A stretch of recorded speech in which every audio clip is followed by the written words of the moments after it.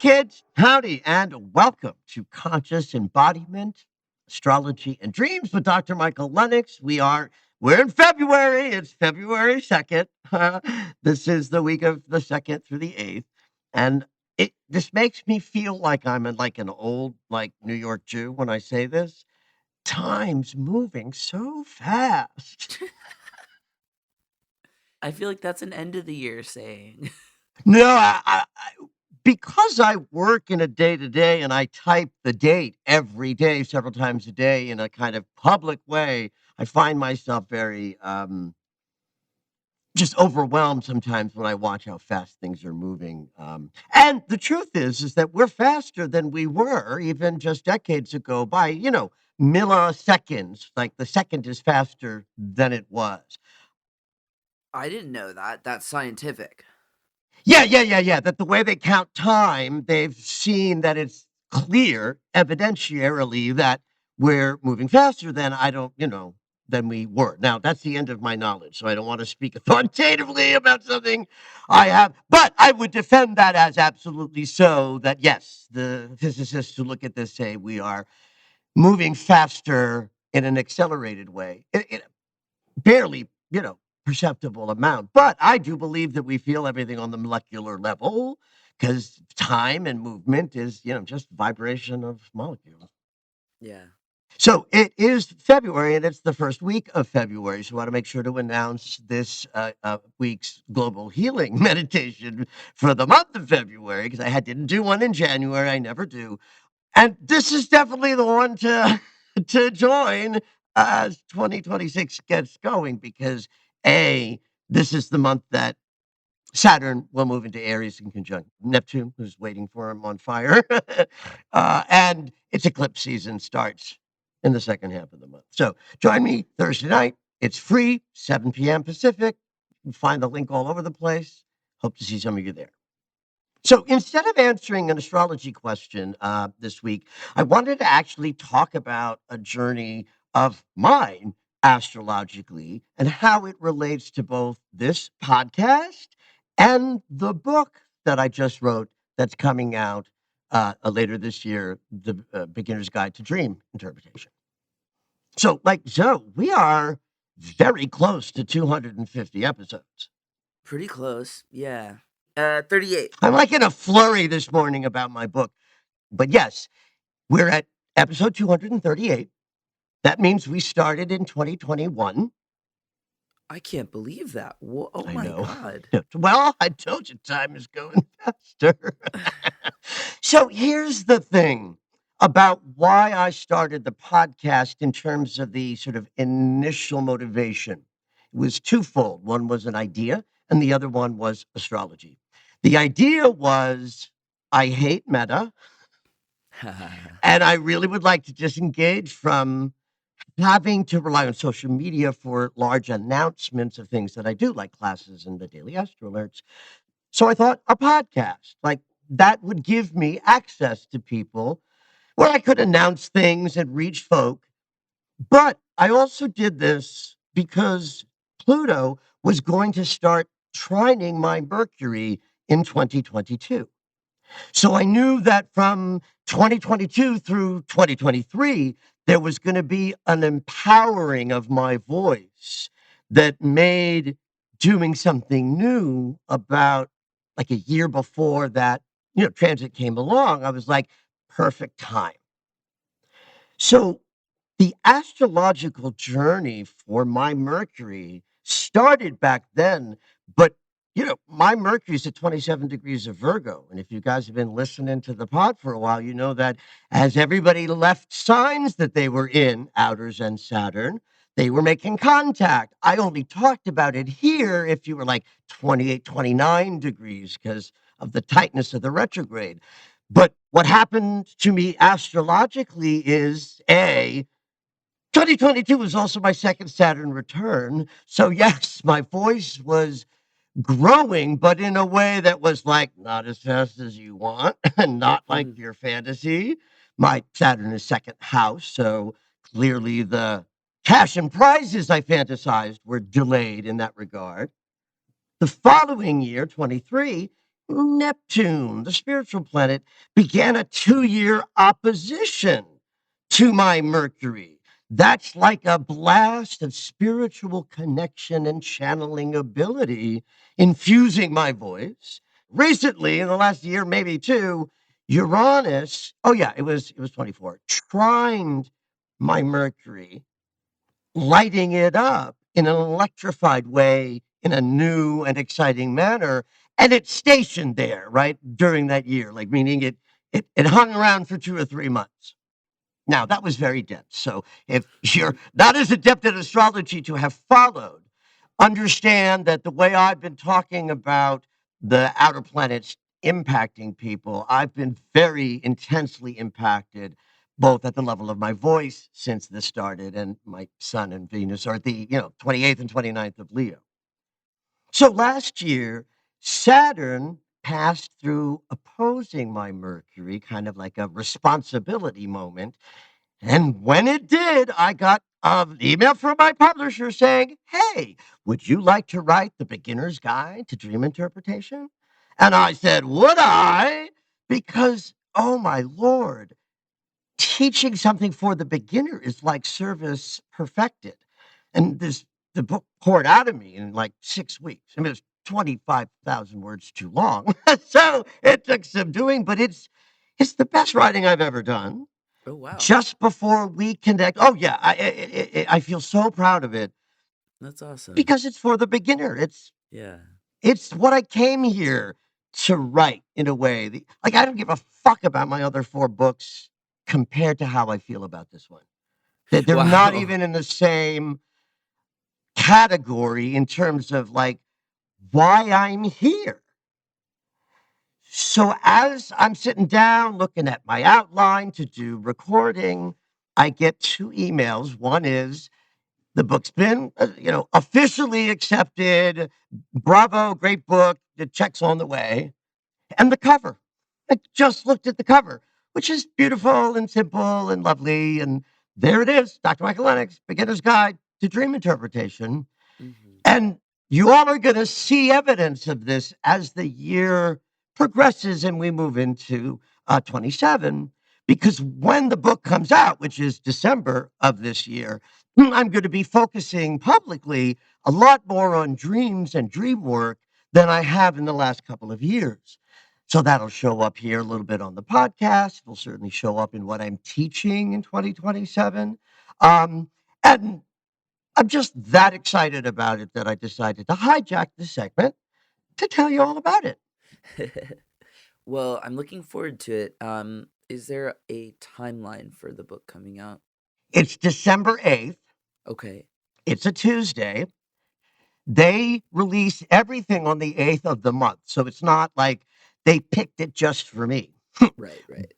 But it's a new moon and it's conjunct by progressed midheaven, Cool. meaning, and exactly conjunct, which means it's hitting not my consciousness of career and work as I was born into, but where it is now vis-a-vis my evolution through life. Mm. I almost fell off my chair. So Yeah. again, why I'm so excited too is like if the astrology matches the practical story that exactly, Mhm. that's what we're looking for, to live life so in the groove that that reflection is always very obvious and easy to work with.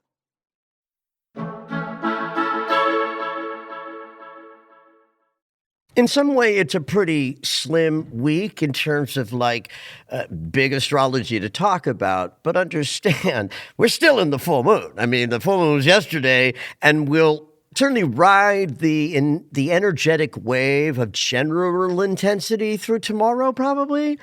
Because that's just the nature of every full moon. The day before, the day of, the day after, Mhm. no matter what the sign or placements are, just by virtue of moving through the sun and the moon in an opposition, gives us 3 days of rumble.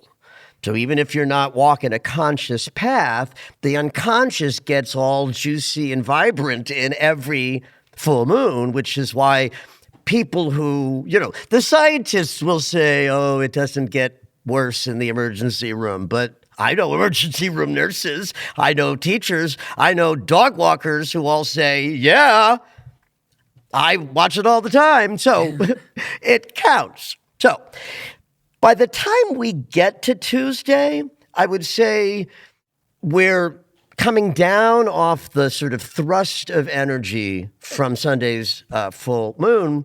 And there's two things that either happen or begin on Tuesday.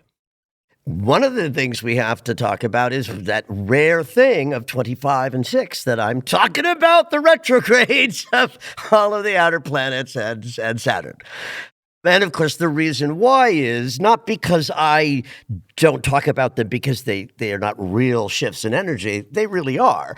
But for an astrologer whose job and personal use of astrology is on a Monday, a Tuesday, and a Wednesday, and a Thursday, we don't need to focus on things that human beings in a body, in my estimation, can't feel.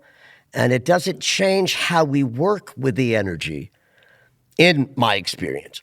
But it does signal moments in the sort of weaving in and out that these 2 years are, sort of towards fire and war and back a little bit, archetypally, not with circumstances. We found that out in January. But with Uranus turning around and going direct on Tuesday at 27 degrees of Taurus, the whole system is now moving forward, right? There are no retrogrades. You would hear the pop astrologers say things like, no retrogrades, that means your life is going to be shooting forward like a shot. And it's like, no, it won't. It will be the same fucking pace. Yeah, and I would believe them based on limited knowledge of that. Well, they'll sound very convincing, and retrogrades are scary because they're misunderstood. They're incredibly valuable. But this retrograde going direct motion with Uranus, it does sort of tell us, well, it's like the no going back moment.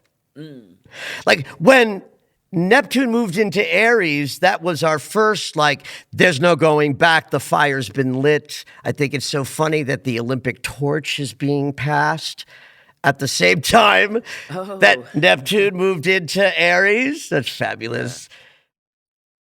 Yeah. Now, Taurus moving into Gemini is one of the, like, trigger moments in the year.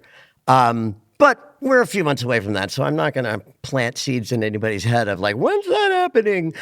Come on Thursday night, and you'll hear more of what's happening in the month and how it might fit into later in the year.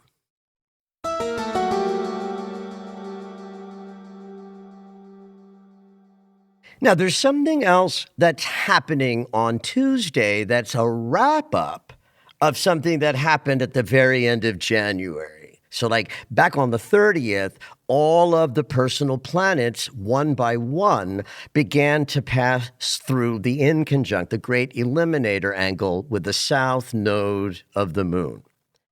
This has been the hallmark of what the personal planets have been doing since October as they've gathered and are still moving together in like a tight parade. When the first planet does a transit, every other one will follow suit, right? So for the people who are daily subscribers to my emails, it becomes very obvious that this is happening because I'm speaking into it in those detailed emails. But if you're not seeing that every day, understand that this is part of why it's been so challenging at the personal level, why everybody feels so squeezed and squeezed in ways that are like made just for them. Right? Like, I think I said this last week. It's like social media. I'm weeping. I'm laughing. I can't get out of bed. I can't go to sleep. You know, it's like everybody's having their own individual. And since the 30th, it's all been about all of us, meaning all of us as individuals, and all of us, meaning mind, heart, voice, and body, are letting go of the past. So in all of the craziness of the last months, as we sort of get ready to enter eclipse season, the full moon on Sunday had that kind of psychic weight that we wanted to be free of everything we could let go of, so that as we move forward into the year ahead, like we've got more, whatever, resilience, integration, wholeness, courage, hope, etc. And the South Node holds everything that we wish weren't so. Right? The North Node is what is so and where we're going as a result. So it's like if you don't like what is and you're arguing against your reality of what's right in front of your, body, that's a negation of what is so. We would call that a fearful past consciousness, and that's going to be held into your South Node. Right? So the personal planets doing the exit strategy with Mars finishing on Tuesday is the body is done. The mind started, the heart followed, then came conscious awareness and our voice. And on Tuesday, Mars in conjuncts the South Node. And now all of the personal planets are done when we sort of wake up on Wednesday with a fairly brutal process that I've been calling like a flaying of the exoskeleton to make us more vulnerable. Wow. And therefore more powerful, more creative, more effective co-manifestors with spirit. I use that word a lot in sessions when the great eliminator angle that I'm so obsessed with is applying to a person's chart. Here, you hear me talk about it as forks in the road that are important to honor, be flexible, and try the new things because you never know where they're going to lead you. But when it's hitting a person's chart, if the planet that's transiting is about any kind of change or awakening, and the planet is personal, my language is, this is going to make you more authentic. Mm-hmm. So that's what has happened in the solar system between like January 30th and Tuesday. So if there's a story there, which I've just described, that story has to be reflected on some level by everybody who's living at the moment. Mm-hmm.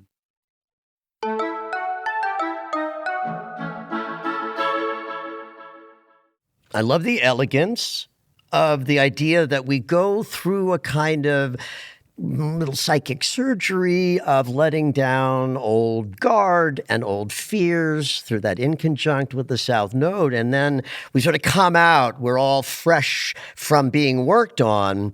And before we even have a chance to like dry off, we're given an opportunity to work with the part of ourselves that really understands how to be in this mysterious place. Saturn would come along and say, hey guys, war, sorry, but you gotta. Chiron comes along and says, I have all of the wisdom that will get you through every moment of difficulty, because there's alchemy here that allows you to rise further up out of your three-dimensional suffering body experience and live more vertically, receiving more of the flood of the divine in your body day to day. And a sextile, productive geometry with Chiron is like a gym visit with Yoda. Also elegant is the way the lead shifted during this like lineup, because Venus started.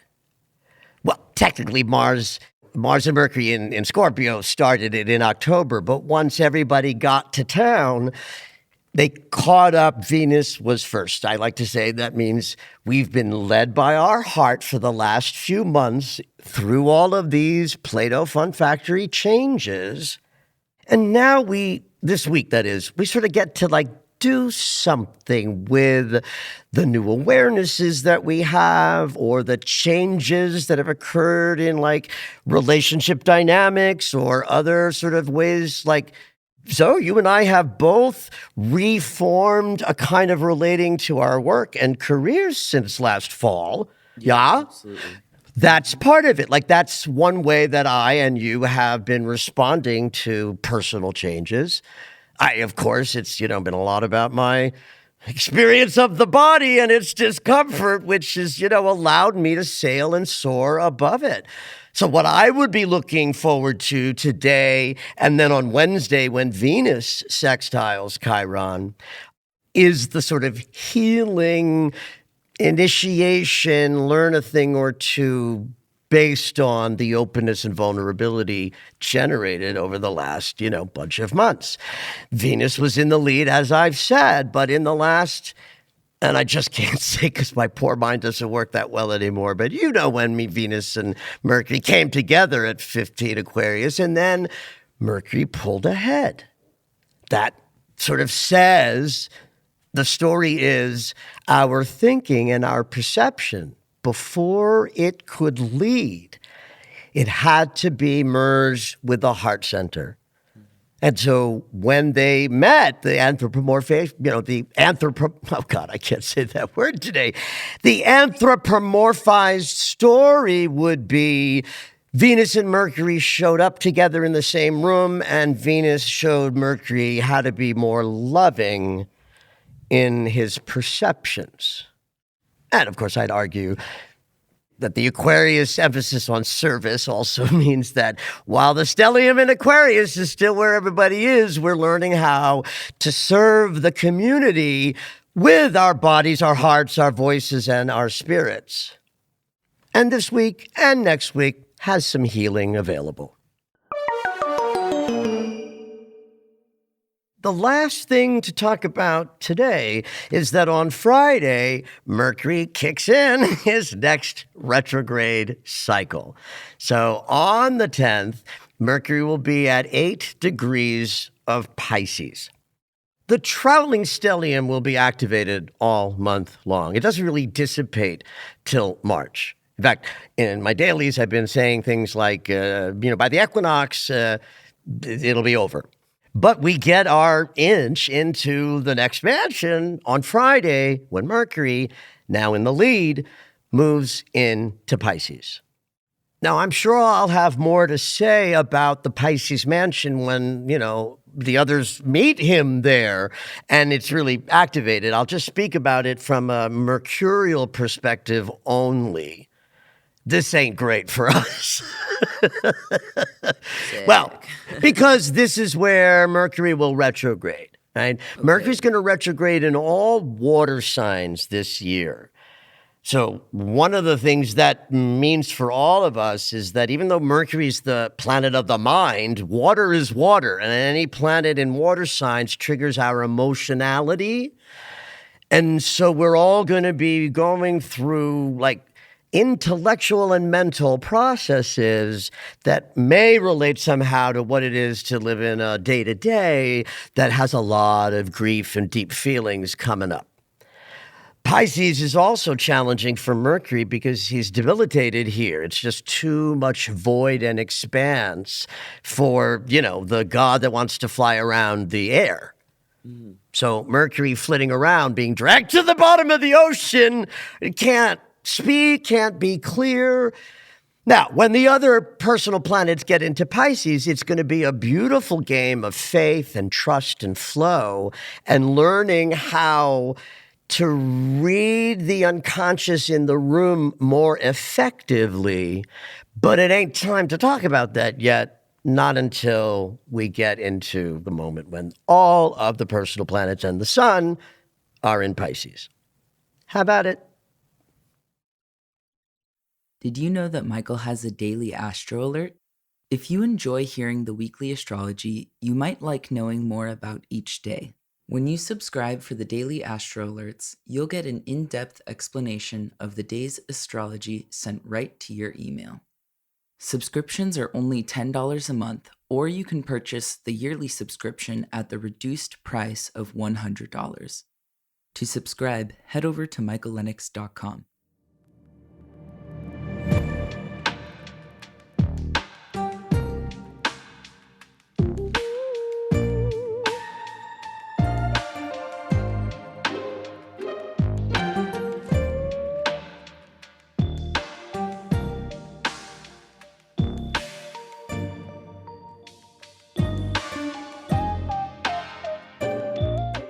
All right, it's dream segment time. Every week, Dr. Michael will interpret dreams that are sent in via email or take a live caller. If you would like your dream interpreted on the podcast, you can go ahead and email us at dreams@michaellennox.com. Hopefully your dream will make it onto the show.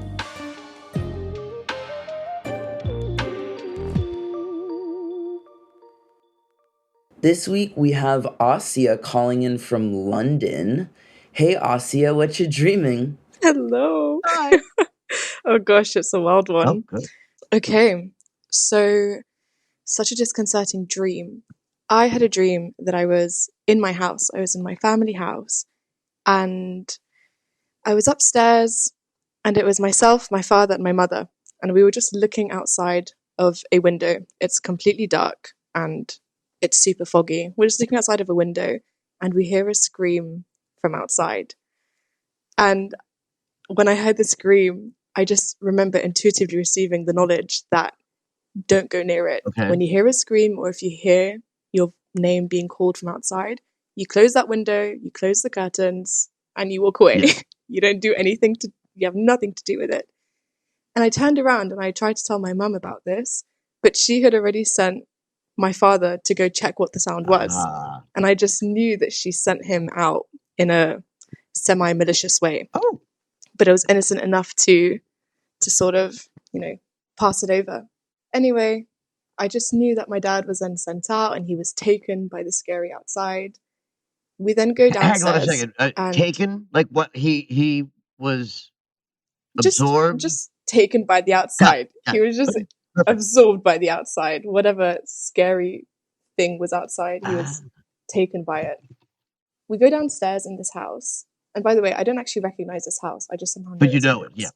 So we go downstairs, and my mum's now just doing normal chores. I'm with my sister now as well, my older sister, and she's just doing some random ad-libbing next to me. My mum, she cleans some flowers. She's changing the vase, and I notice that the water burns her skin. And then I remember internally accusing her of being a vampire. Yeah. And so, like, I just know that something's wrong. Like, this isn't my mother. This is almost like a vampire imposter. And then we get into this, like, verbal tug of war of questions where I'm trying to interrogate her and see if she's actually a vampire. And she's quick and she realizes that I'm skeptical and knows that she's not my actual mother. My sister's just confused and, like, again, saying random stuff next to me. At one point, I ask her if she can, like, take this water, and it's water that I blessed. It's water that I blessed, so I knew it would burn her skin in some way, and it didn't. So now I'm kind of questioning myself. I'm like, oh, is she actually a vampire? Is she not? And then I go in with like a final interrogative move where I say, pray for me. Like, pray for me like you always used to as I was a child. And this is when she becomes visibly more agitated. And now I'm starting to get an urge to escape. And so we're downstairs. I then start to place more objects in between us. My sister's also always by my side, still in the unknown, but she's always just by my side. I place a coat rack in between us as we're kind of like in this conversation. She's speaking louder and quicker, and she's getting more angry or more frustrated that I'm kind of onto her. And now my sister's kind of realized that something is a little bit off with our interactions. And as a final act of somewhat like rebellion, I opened the front door, even though previously we had heard a scary noise outside and it was just known with all of us that we're not meant to open the door. I opened the front door and I'm standing in this somewhat metaphorical threshold between the scary outside and my vampiric mother. And yeah, it was almost as if we were launching down the seconds until she was going to attack us. So we're in the middle. I know I'm still questioning whether I should leave or whether I should stay. Again, sister by my side. And then she just leaps on us, and she doesn't get me, but she gets my sister. She doesn't fully bite her. She just gets a nib at her. But then somehow this gives her these vampiric powers of like super speed or like super strength. So now we're running away. We're in a Yeah. chase scene in the dream. My sister's able to run away at superhuman speed because she has vampire powers. And I'm just there running like a city human and I'm so slow. And I'm running and my mother's running behind me. And I was just in tears as I was running in this scary outside world. And I just knew that my mum wasn't going to turn me into a vampire. Again, this is all very like just downloads of information in the stream or just like Yeah. inherent knowing. I just knew she wasn't going to turn me into a vampire. I knew that I was going to be killed or slaughtered or whatever. And as I was running and as I was receiving the knowledge that she was going to kill me, I realized that she was going to kill me to be able to send me to heaven because vampires don't go to heaven in this Oh. dream world. Oh. Yeah, turning Oh. people into vampires gave them all these flashy powers like the super speed, but you know, like in this world, the real privilege was ascension. But like, I mean, in the dream, I'm running for my life and I don't care. I'm like, I'm about to be killed either way, if it's for great purposes or if it's, you know, malicious. Uh-huh. I don't care. I'm gonna die. I'm running. I don't actually see my mum. I just see the shadow of her, and she's closing in on me, and it's a disfigured and deformed, almost like a hunchback shadow coming up from behind me. And she's obviously quicker than I was. Again, still sobbing. I knew I had to give in to my fate and be killed by her. But as she was approaching me, I remember just stopping and like my heart sank and almost cracked open. And I just clenched my fist and like screamed to the sky. Like, I know there's a God and I know that this isn't how things are meant to end, or like I know that God would protect me.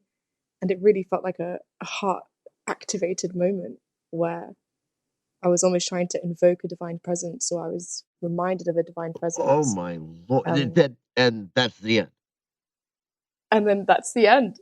I didn't actually get got by my vampire mum. No, I don't think the I didn't. dream was about that because we're very rarely caught by our, pursuers in dreams because that's our idea, waking life idea of like if you're being chased, you're either going to be caught or you're going to get away. But this is Mm, dreamland, and so the chase is the thing. Right? So it's some shadow aspect of maybe who you are vis-a-vis who mom was, and mhm. something that your sister somehow is, not being impacted by, but that you wrestle with. So are we talking Mhm. about like religion? Yeah, I think important context. I did grow up in a very religious household, and this is a huge point of conflict in the real world between myself and my Oh, well, mother. duh, there it is. I mean, that what I love about that is because the dream disturbed you so much, then we know the dream is doing something for you powerfully, right? It's not just, "Oh, I remember the dream and it's random." There's something being processed because there's something very dreamlike in how the story unfolds, and yet it's also very literal. Right? So, where Yes. does your sister fit in waking life? Where does your sister fit in with the religion, story of your family, of your mom? My sister and I are we're the closest in age amongst all my sisters. I've got five of them, and we're very alike in terms of how we think, in terms of our piety and how we approach religion. But the main difference between us is our transparency. I have a really low tolerance for lying or for withholding truth, and so Oh. I'm very transparent And your about it with sister my sort mum, and of gets that's away with what she's really feeling because she's able to, contain it when, in the high stakes moments. exactly, yeah. She has a there's definitely more of like a yeah, ability to maneuver or lie in some ways. So, is mom the vampire or is religion the vampire? Like, is this about mom's character or mom's connection to religion versus yours? Mm.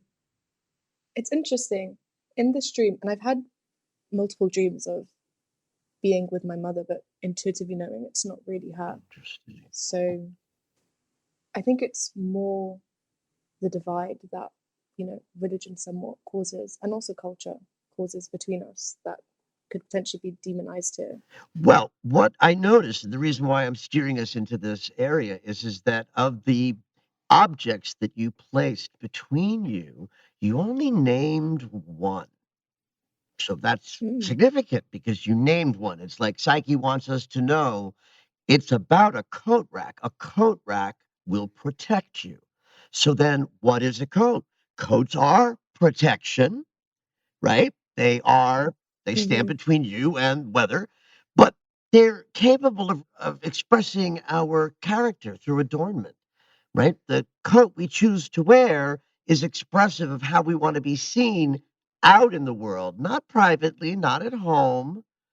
So it's like mm-hmm, I'm guessing that the coat rack's presence is that you and your mom have different ideas about what should be, worn outside, what to be protected. That the outside world is mm-hmm. dangerous. Is that a theme for mom? Yes, I would so say so. Yeah, because there's a lot of danger. Life is danger, nighttime's danger in the dream. So, you know, the coat then has it for me, it takes on the protection, maybe a little bit more than Mm-hmm, even the identity thing.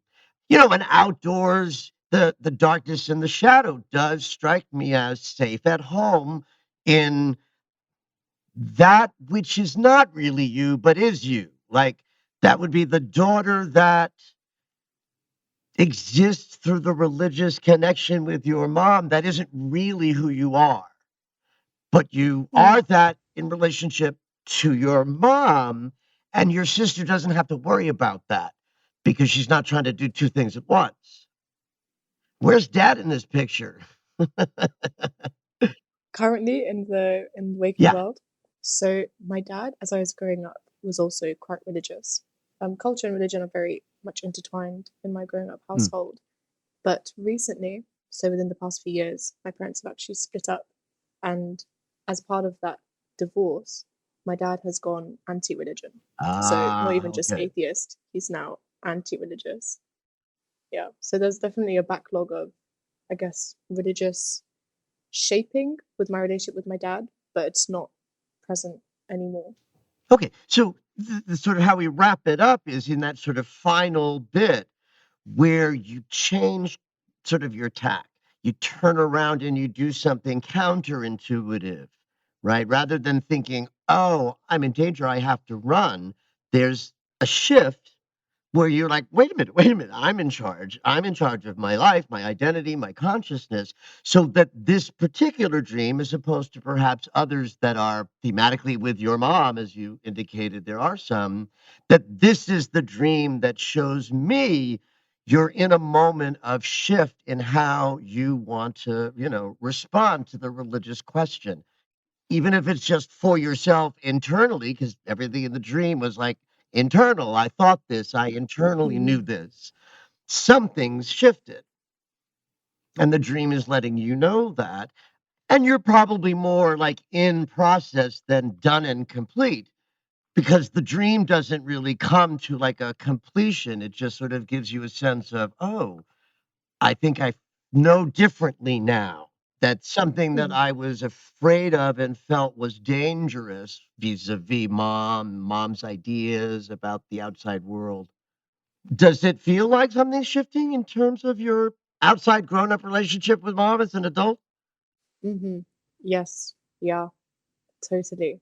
I'm just remembering as you were speaking as well in the dream, just how hopeful Oh, it I felt, love that. like in that shift. Like there was still so Yeah. much fear, and yet just standing still and stopping running away, and yeah, allowing the shadow That's right. to get closer. But That's what it is. We're always held and carried by our higher selves or whatever, however you wanna describe that. mm-hmm, And yeah, coming to a mm-hmm, shift in that consciousness is looks to me like sovereignty is, mm. growing. I love that word.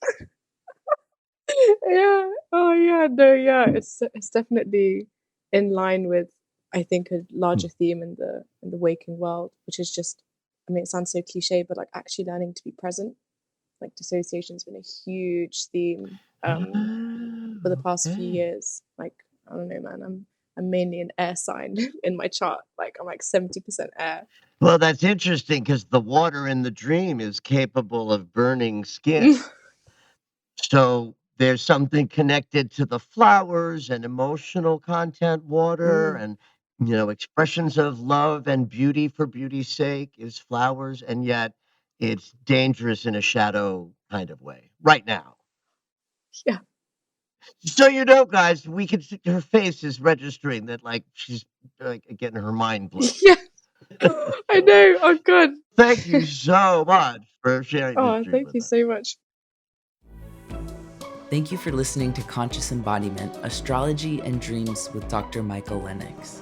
You can find us on Apple Music, the iHeartRadio app, and anywhere you find your favorite shows. Head on over to michaellennox.com for information on astrology readings, the daily Astro Alert subscription, upcoming classes, and to join the mailing list.